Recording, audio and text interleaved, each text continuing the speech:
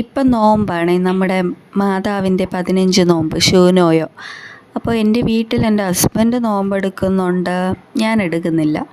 കാരണം എന്ന് വെച്ചാൽ നോമ്പിൽ നമ്മുടെ മലങ്കര സഭയിൽ വർജിക്കേണ്ടത് മീൻ, മുട്ട, ഇറച്ചി, അങ്ങനത്തെ കാര്യങ്ങളാണ്.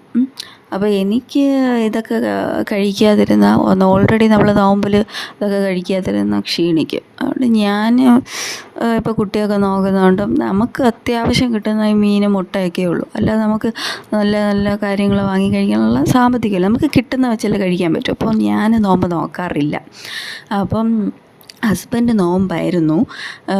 പിന്നെ ഒരു ദിവസം അവന് കഴിക്കാൻ മീൻ മാത്രം, മീനുണ്ടായിരുന്നു, ഇറച്ചി ഉണ്ടായിരുന്നു, പച്ചക്കറിയൊന്നും ഇല്ല. പച്ചക്കറി തലേ ദിവസത്തെ ഉണ്ടായിരുന്നുള്ളൂ. അപ്പോൾ അവന് ഞാൻ ചോദിച്ചു, കുറച്ച് ഇറച്ചിക്കറി തരട്ടേയും ചോദിച്ചു. അപ്പോൾ വേറെ വഴിയുമില്ലായിരുന്നു. തലേ ദിവസത്തെയും കഴിക്കുകയില്ല, വേറെ വഴിയില്ലല്ലോ, എടുത്തോളാൻ പറഞ്ഞു. അപ്പോൾ ബൈബിളിൽ ഇങ്ങനെ ഉണ്ട്, നിൻ്റെ ഏതെങ്കിലും ഒരു എളിയ സഹോദരന് നീ ഇടർച്ച വരുത്തി നിൻ്റെ കഴുത്തിൽ തിരികല്ല് കെട്ടി കടലിൽ എറിയണമെന്നൊക്കെ ഉണ്ട്.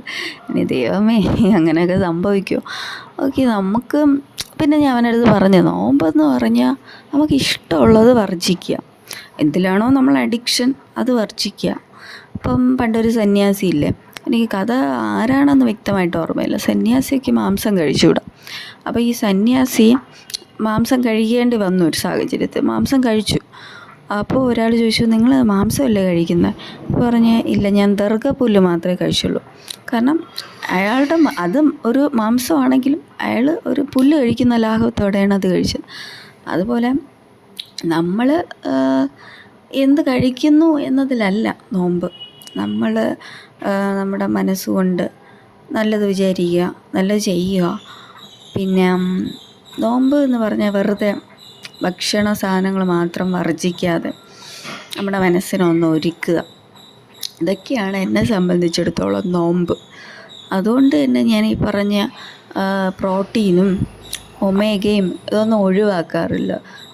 ഇതൊക്കെ നമ്മുടെ ശരീരത്തിന് ആവശ്യമുള്ളതല്ലേ. നമ്മൾ വീണ്ടും എന്തിനും ക്ഷീണിക്കണം. ഒന്നാമത് ആഫ്റ്റർ ഡെലിവറി സ്ത്രീകൾ എന്ന് പറഞ്ഞ് ഭയങ്കര വീക്കായിരിക്കും.